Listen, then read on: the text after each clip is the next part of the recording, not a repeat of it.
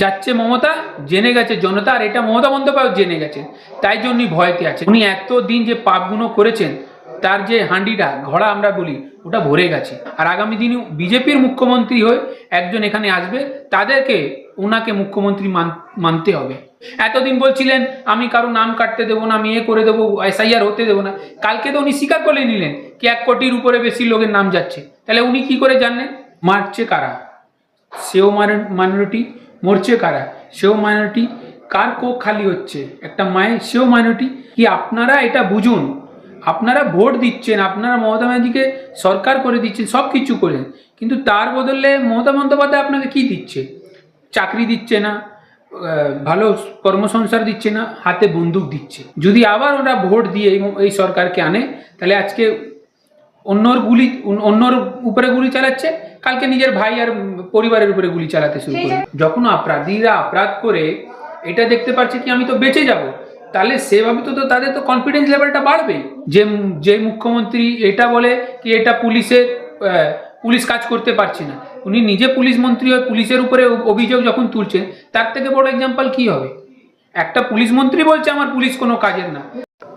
দাদা, আমরা যেমনটা দেখতে পাচ্ছি বিভিন্ন জায়গায় বোমাতঙ্ক ছড়াচ্ছে, শুট আউট চলছে। আমরা দেখতে পেয়েছিলাম গোলপাড়, তারপরে তিলজলা, এখন পিলখানা। কি বলবো? দেখুন, এইভাবেই, তাই জন্য আমরা বলছিলাম কি আমরা মাইনরিটির ভোট চাই না, কিন্তু আমরা মাইনরিটি কমিউনিটির উন্নতি চাই। আপনি দেখুন, মারছে কারা? সেও মাইনরিটি, মরছে কারা? সেও মাইনরিটি। কার কোক খালি হচ্ছে একটা মায়ের, সেও মাইনরিটি। তাহলে এই যে মমতা বন্দ্যোপাধ্যায় তাদেরকে মানুষ না করে ভোট ব্যাংকে যেভাবে পরিণত করেছে, এটা তারই একটা সবথেকে বড় এক্সাম্পল আসছে, বাইরে এখন উৎপন্ন হচ্ছে। আমরা এটাই বলছি, আমরা সংখ্যালঘু ভাইদের কাছে একটাই নিবেদন কি আপনারা এটা বুঝুন। আপনারা ভোট দিচ্ছেন, আপনারা মমতা ব্যানার্জিকে সরকার করে দিচ্ছেন, সব কিছু করেন, কিন্তু তার বদলে মমতা বন্দ্যোপাধ্যায় আপনাকে কি দিচ্ছে? চাকরি দিচ্ছে না, ভালো কর্মসংস্থান দিচ্ছে না, হাতে বন্দুক দিচ্ছে। এইটাই এখন ভাবার বিষয়।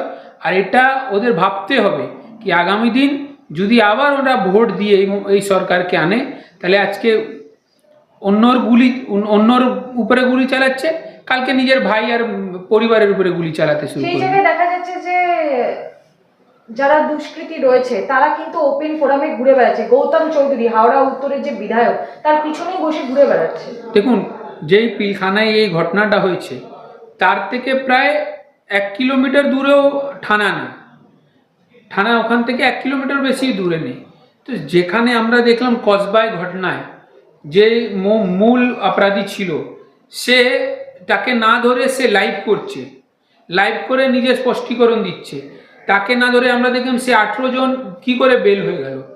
ভবানীপুরে দেখুন, যে কোনো পার্টি তার একটা পতাকার একটা সম্মান হয়, কিভাবে ক্যামেরার আলায় ক্যামেরা চোখে কি করে আমরা দেখলাম ওরা ঝান্ডা জ্বালালো, ডান্স করছে, নাচ করছে ওখানে।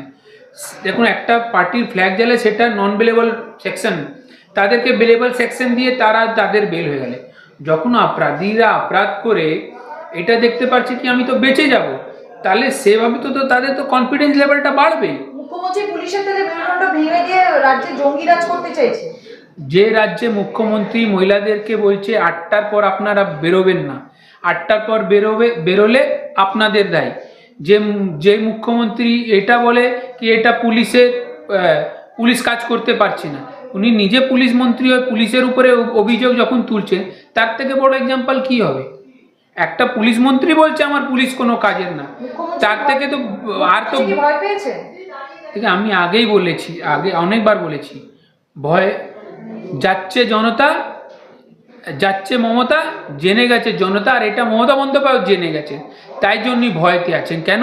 উনি এতদিন যে পাপগুলো করেছেন তার যে হাঁডিটা ঘোড়া আমরা বলি ওটা ভরে গেছে। আরে এটা বেশি দিন না, 26 আপনি দেখবেন, তার আগেই আপনি বডি ল্যাঙ্গুয়েজ দেখেই বুঝতে পারছেন। তো এতদিন বলছিলেন আমি কারো নাম কাটতে দেবো না, আমি করে দেবো, SIR হতে দেবো না। কালকে তো উনি স্বীকার করে নিলেন কি 1 কোটির উপরে বেশি লোকের নাম যাচ্ছে। তাহলে উনি কি করে জানলেন? এটা স্পষ্ট হয়ে যাচ্ছে। আস্তে আস্তে উনি অনেক কিচ্ছু মানতে শুরু করবেন, আর আগামী দিনে বিজেপির মুখ্যমন্ত্রী হয়ে একজন এখানে আসবে, তাদেরকে ওনাকে মুখ্যমন্ত্রী মানতে হবে।